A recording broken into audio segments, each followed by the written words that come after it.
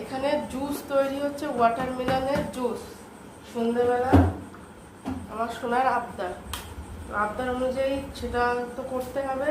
তো রেডি হচ্ছে এদিকে।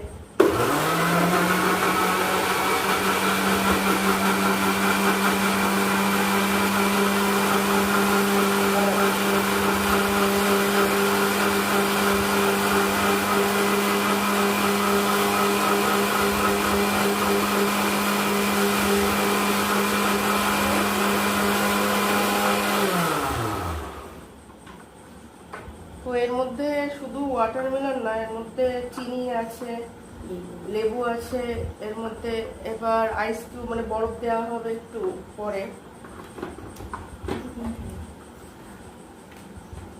লেবু দেওয়া হয়েছে এর মধ্যে, আর চিনিও দেওয়া হয়েছে।